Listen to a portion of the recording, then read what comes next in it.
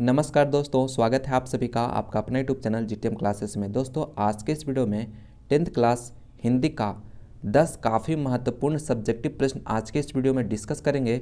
और यह 10 प्रश्न जो हम सेलेक्ट करके लाए हैं पूरा क्वेश्चन बैंक को एनालिसिस कर मॉडल पेपर एनालिसिस कर काफ़ी सोच समझ कर ये 10 प्रश्न हम आज के इस वीडियो में सेलेक्ट करके आपको प्रोवाइड करा रहे हैं। और इसका आंसर काफ़ी सटीक आंसर लिखा हुआ है। आप लोग एग्जाम में इसी तरह से आंसर लिखिएगा ताकि जो है आपका जो एग्जामिनर हो वो फुल में से फुल मार्क्स दे सके। ठीक है, सभी प्रश्नों को आप लोग पढ़कर अच्छी तरह से समझ लीजिए। ठीक है, और उसे अपना लैंग्वेज में लिखने का कोशिश करिएगा। ठीक है, क्योंकि यह सभी प्रश्न जो है VVI प्रश्न है इस साल के लिए। ठीक है, तो चलिए आज के यह शानदार वीडियो शुरू करते हैं। और यह 10 प्रश्न में से आपके फाइनल बोर्ड परीक्षा में हूबहू प्रश्न आएगा दोस्तों। ठीक है, इसलिए आप शुरू से अंत तक इस वीडियो को देखिए और जो भी प्रश्न इसमें डिस्कस किया गया सभी को आप याद कर लीजिए। ठीक है, 100% इससे प्रश्न आएगा ही आएगा दोस्तों। ठीक है, इसलिए आप लोग एक भी प्रश्न को यानी स्किप मत करिएगा। तो चलिए आज के यह शानदार वीडियो हम शुरू करते हैं पहला नंबर प्रश्न से। देखिए मेरा पहला प्रश्न में कह रहा है कि रसखान ने माली मालिन किन्हें कहा है और क्यों कहा है। काफ़ी महत्वपूर्ण प्रश्न है दोस्तों इस बोर्ड परीक्षा के लिए। ठीक है, आप लोग इसे अच्छी तरह से याद रखिएगा। देखिए यहाँ पे प्रश्न में पूछा जा रहा है कि रसखान ने माली मालिन किन्हें कहा है और क्यों कहा है। ठीक है, तो देखिए आपको इस तरह से उत्तर लिखना है दोस्तों कि कवि ने माली मालिन कृष्ण और राधा को कहा, यानी कवि जो है माली मालिन कृष्ण और राधा को कहा है क्योंकि कवि राधा कृष्ण के प्रेम युग को प्रेम भरे नेत्र से देखा है। कवि प्रेम को वाटिका मानते हैं, यानी कवि जो है वह प्रेम को जो है वाटिका मानते हैं और उस प्रेम वाटिका के माली मालिन कृष्ण राधा को मानते हैं। ठीक है, अतः कवि के प्रेम वाटिका को पुष्पित पल्लवित कृष्ण और राधा के दर्शन ही कर सकते हैं। इस तरह से आपको आंसर लिखना है दोस्तों। इसी तरह से लिखिएगा ताकि जो है आपका जो कॉपी हो यानी कि जो कॉपी चेक करने वाले टीचर एग्जामिनर हो वो फुल में से फुल मार्क्स आपको दे सके। ठीक है, काफ़ी महत्वपूर्ण प्रश्न है दोस्तों, इसे आप लोग अच्छी तरह से याद रखिएगा। चलिए अगला प्रश्न अब देखते हैं। दूसरा नंबर प्रश्न में पूछे रहे कि बहादुर अपने घर से क्यों भाग गया था। यह भी काफ़ी महत्वपूर्ण प्रश्न है इस साल के लिए दोस्तों। ठीक है, आप लोग अच्छी तरह से इसे याद रखिएगा। देखिए पूछा जा रहा है कि बहादुर अपने घर से क्यों भाग गया था। तो देखिए आंसर लिखना है कि बहादुर एक अबोध बालक था जो नेपाल का था, यानी जो बहादुर था वह कहाँ का था, नेपाल के था। उसकी माँ बहुत गुस्से वाली थी, यानी उसकी जो माँ थी बहादुर की वो बहुत ही गुस्से वाली थी। वह बहादुर को हमेशा मारती पीटती थी। ठीक है, एक दिन बहस के कारण बहादुर की माँ ने काफ़ी पिटाई कर दी, यानी एक दिन जो है दोस्तों वो बहादुर जो था वो भैंस को कुछ मैंने यानी पिटाई की थी, जिसके कारण उसकी माँ जो थी बहादुर की माँ उसको भी काफ़ी पिटाई कर दी। ठीक है, कर दी, जिससे उसकी मन माँ से फट गई, यानी जिससे पिटाई बहादुर को पिटाई काफ़ी पिटाई हुआ। ज़्यादा पिटाई होने के कारण बहादुर का जो मन था वह क्या हुआ, उसकी माँ से जो है फट गया और वह जो है अपने घर से भाग गया। इस तरह से आपको आंसर लिखना है। ठीक है, यानी आपको इसी तरह से आंसर लिखिएगा दोस्तों, पूरा आपको फुल में से फुल मार्क्स जरूर से ज़रूर मिलेगा। ये एकदम पूरा अपना लैंग्वेज में लिखा हुआ है, एकदम टूटी फूटी लैंग्वेज में लिखा हुआ है दोस्तों, आप लोग इसी तरह से लिखिएगा। ठीक है, चलिए अगला प्रश्न अब देखते हैं। तीसरा नंबर प्रश्न में पूछ रहा है कि वृक्ष और कवि में क्या संवाद होता है। काफ़ी महत्वपूर्ण प्रश्न ये भी दोस्तों इस साल के लिए पूछा जा रहा है कि वृक्ष और कवि के बीच क्या संबंध होता था, यही आपको इसमें आंसर देना है। ठीक है, तो देखिए आंसर लिखा हुआ है कि कवि जब अपने घर कहीं बाहर से लौटता था तो पहले उसकी नज़र घर के आगे स्थिर खड़ा एक पुराना वृक्ष पर पड़ती थी। यानी जब भी कभी अपने घर कहीं बाहर से जाते थे तो वह लौटते थे तो सबसे पहले उसकी नज़र कहाँ पे पड़ता था, उसके घर के आगे एक पुराना वृक्ष जो खड़ा था दोस्तों उसी पे नज़र पड़ता था। उससे लगता था मानो घर के आगे सुरक्षा प्रहरी खड़ा हुआ, यानी घर के आगे लेखक को ऐसा लगता था कि घर के आगे जो है सुरक्षा प्रहरी खड़ा हुआ, यानी कि घर के आगे बॉडीगार्ड खड़ा हुआ है। सुरक्षा परिहर मैंने क्या, परिहरी मैंने क्या होता है, बॉडीगार्ड। और उसके निकट आने पर कवि को आभास होता मानो वृक्ष उससे पूछ रहा है कि तुम कौन हो। यानी जब कभी वृक्ष के नज़दीक आते थे तो उन जो है वृक्ष लगता मानो उनको वृक्ष को ऐसा फीलिंग आता था कि वह जो वृक्ष है वह हमसे पूछ रहा है कि तुम कौन हो। तो कवि उसका उत्तर देता मैं तुम्हारा दोस्त हूँ।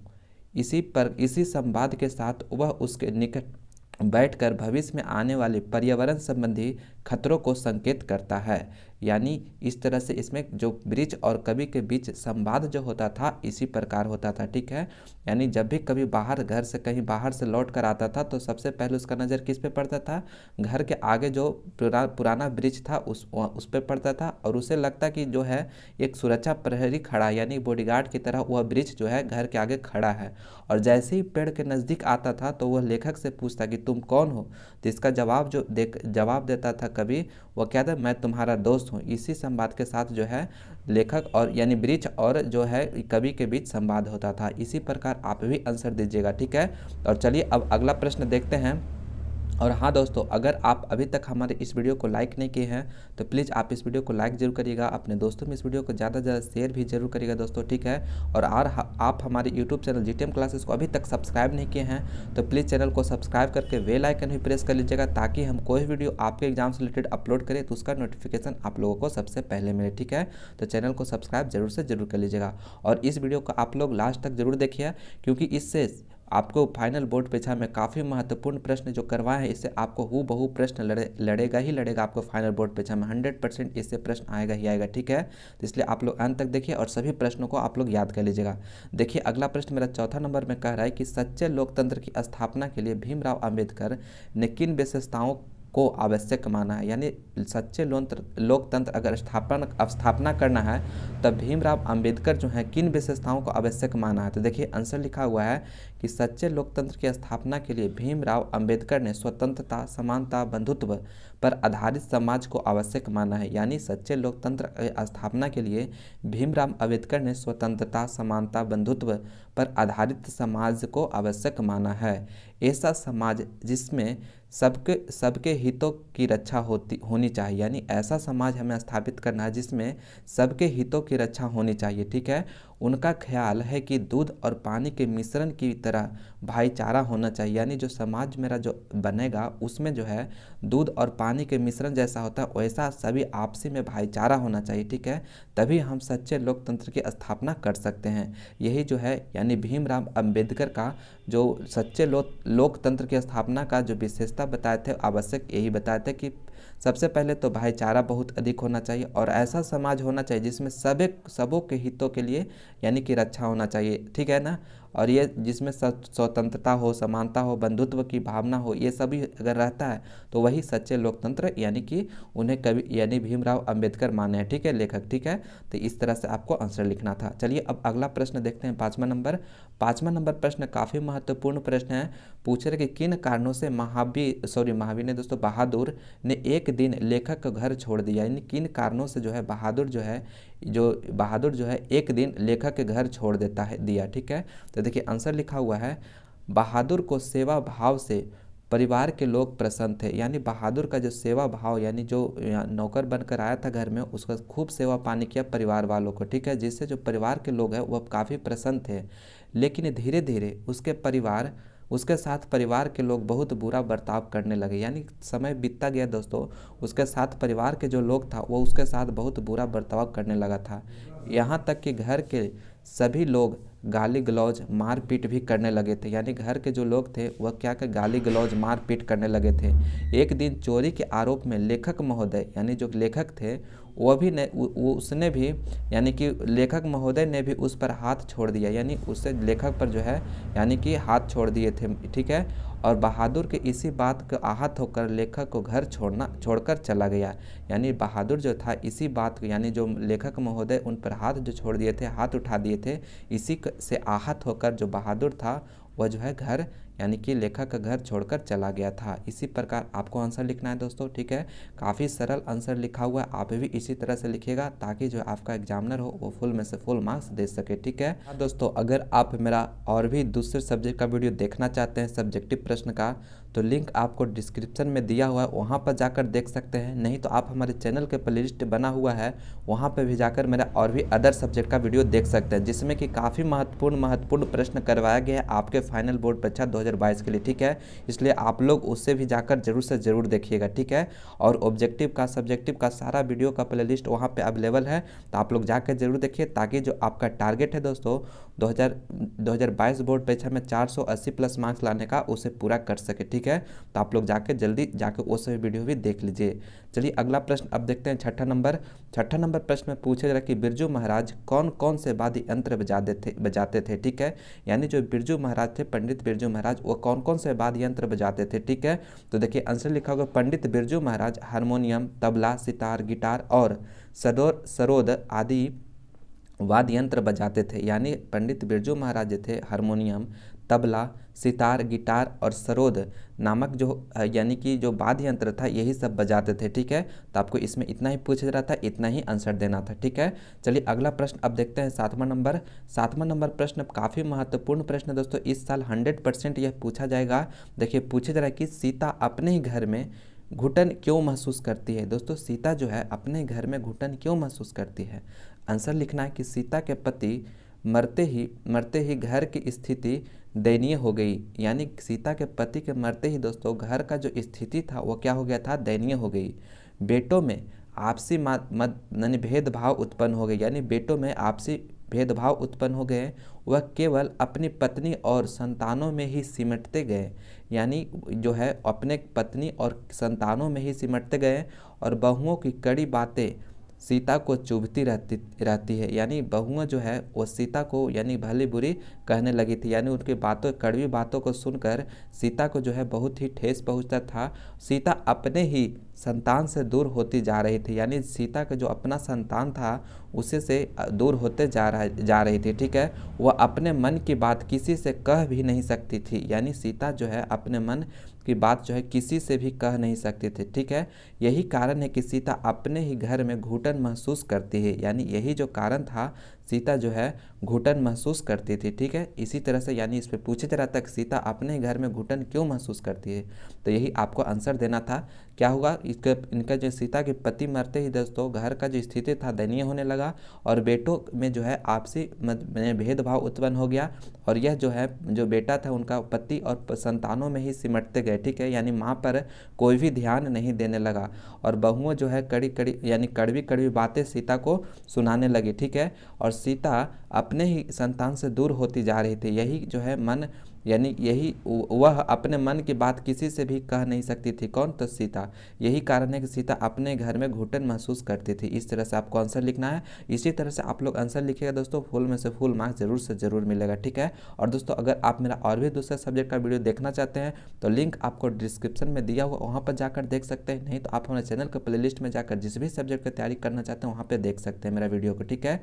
देखिए अगला प्रश्न में पूछा कि मछली को छूने से संतु क्यों हिचक रहा था। यानी मछली को छूने से संतु जो था वो क्यों हिचक रहा था। देखिए आंसर लिखना है कि संतु अभी अबोध है, यानी संतु जो है अभी अबोध बालक था, ठीक है। संतु को नहीं मालूम कि मछलियाँ काटती नहीं, यानी संतु को ये भी मालूम नहीं था कि मछलियाँ जो है काटती नहीं है, इसीलिए वह मछली को छूने से हिचक रहा था। यानी इसीलिए जो है पहला बार मछली देख रहा था संतु, इसलिए जो है वो मछली को छूने से हिचक रहा था। कौन, तो संतु।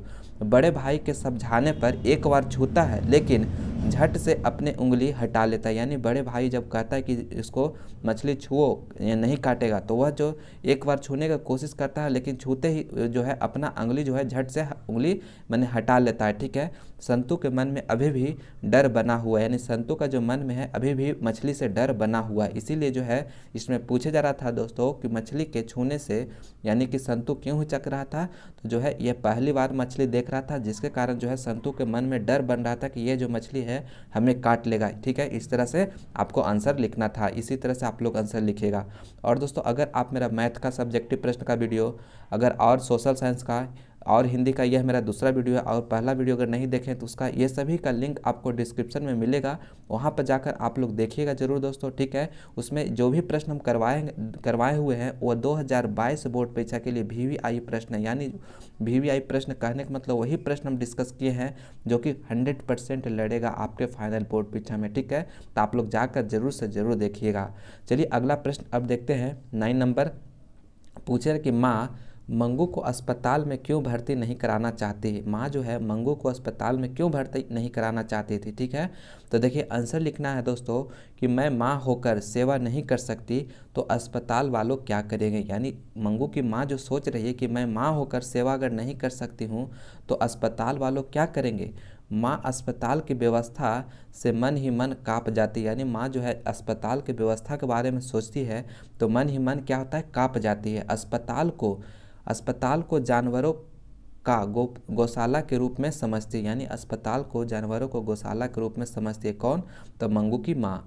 मंगू जन्म से ही पागल थी, वह बिस्तर पर पैखाना और पेशाब कर देती थी। यानी जो मंगू थी वह क्या थी, पागल थी जन्म से ही। ठीक है, और बिस्तर पे ही पैखाना पेशाब कर देती थी। अब माँ को विश्वास था कि अस्पताल के डॉक्टर और नर्स आदि सभी लोग अपना कोरम ही पूरा करेंगे। यानी अगर माँ उससे जो है मंगू को अस्पताल में भर्ती करा देते हैं तो वहाँ के जो डॉक्टर है, नर्स है, वो अपना यानी ड्यूटी पूरा करेंगे। ठीक है ना, यानी कि मंगू को कौन उसे प्यार से खिलाएगा, यानी प्यार से खिलाएगा सुलाएगा, कौन इसे यानी कि प्यार से खिलाएगा, उसको कौन सुलाएगा। ठीक है, ये सब जो है यानी मंगू की माँ सोच रही है। ठीक है, और बिस्तर भीगने पर कौन उसके कपड़े और बिस्तर बदलेगा। माँ के मन इसी प्रकार के सवाल उठ रहे थे। इन्हीं कारणों से माँ मंगू के अस्पताल में भर्ती नहीं कराना चाहती थी। यानी यही सब यानी माँ जो सोच रही थी, मन में ये सब बातें आ रहा था दोस्तों कि कौन उसे प्यार से खिलाएगा सुलाएगा, और बिस्तर भीगने पर कौन उसका बिस्तर बदलेगा। यही सब मन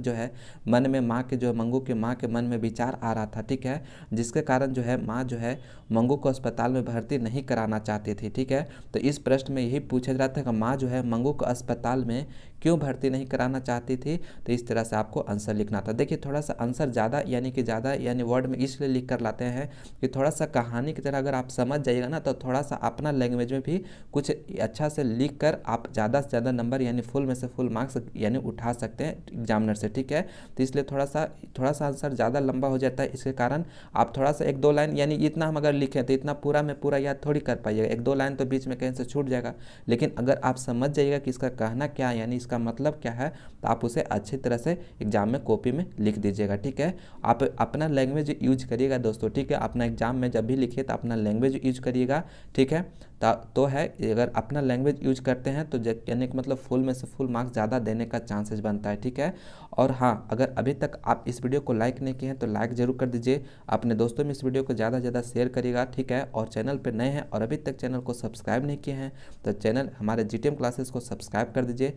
आगे और भी हम अच्छे वीडियो लाने वाले हैं। यानी आपको फाइनल परीक्षा से पहले आपको हम काफ़ी जो इंपॉर्टेंट प्रश्न है सभी आपको हम सिलेक्ट करा देंगे दोस्तों। ठीक है, आपसे मेरा यह वादा है। ठीक है, और आप मेरा वीडियो जितना भी अपलोड करें उसे आप देखते चलिए। ऑब्जेक्टिव सब्जेक्टिव सभी आपको प्रोवाइड किया जा रहा है हमारे इस चैनल पे, और वही क्वेश्चन प्रोवाइड किया जा रहा है जो आपके 2022 बोर्ड परीक्षा के लिए एकदम काफ़ी महत्वपूर्ण है। ठीक है, इसलिए आप सभी को देखिए और जितना हो सके दोस्तों आप लोग याद करने का कोशिश करिए। ठीक है, क्योंकि दोस्तों हम काफ़ी मेहनत से आपके लिए क्वेश्चन सेलेक्ट करते हैं। ठीक है, सारा प्रश्न को सिलेक्ट करना, उसको PDF बनाना। ठीक है, मेहनत करके आपके लिए हम प्रोवाइड कराना है, इसलिए आप भी मेहनत करते चलिए।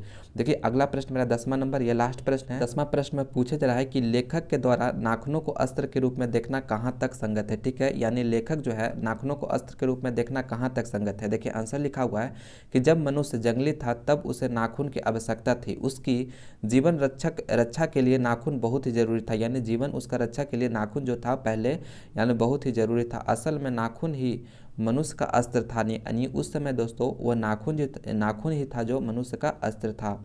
उन दिनों उसे नाखून के लिए जूझना पड़ता था। प्रतिद्वंदियों को पछाड़ने में नाखून ही काम आता था। यानी उस टाइम जो भी प्रतिद्वंदी आता था उसे पछाड़ने के लिए नाखून ही काम आता था। उस समय नाखून उनके लिए आवश्यक अंग था। यानी पहले जो था जिस टाइम मनुष्य जंगली था उस टाइम जो उसका नाखून था वही यानी कि नाखून आवश्यक अंग था। ठीक है, लेकिन अब ये क्या होता जा रहा है, ये एक तरह का करने मतलब सौंदर्य यानी कि करने का मतलब यह साज सजा का चीज़ होता जा रहा है। ठीक है, तो इस तरह से इसमें पूछ रहा था कि यानी कि नाखूनों को अस्त्र के रूप में देखना लेखक को कहाँ तक संगत है, तो इस तरह से आपको आंसर लिख देना था। ठीक है, तो फाइनली दोस्तों आज के इस वीडियो में आपको 10 काफ़ी महत्वपूर्ण प्रश्न बताएं दोस्तों हिंदी का। ठीक है, और इस 10 प्रश्न जो करवाएं दोस्तों जो कि आपके फाइनल बोर्ड परीक्षा 2022 के लिए काफ़ी महत्वपूर्ण है। ठीक है, इसी में से प्रश्न आएगा, 100% गारंटी है। ठीक है, तो इसलिए सभी प्रश्नों को आप लोग अच्छी तरह से याद कर लीजिएगा ताकि अगर ये सब प्रश्न अगर एग्जाम फाइनल एग्जाम में रहे तो उसे आप सटीक आंसर लिखकर ज़्यादा से ज़्यादा मार्क्स गेन कर सकें, ठीक है, ज़्यादा से ज़्यादा मार्क्स ला सके आपके अपने फाइनल बोर्ड परीक्षा में।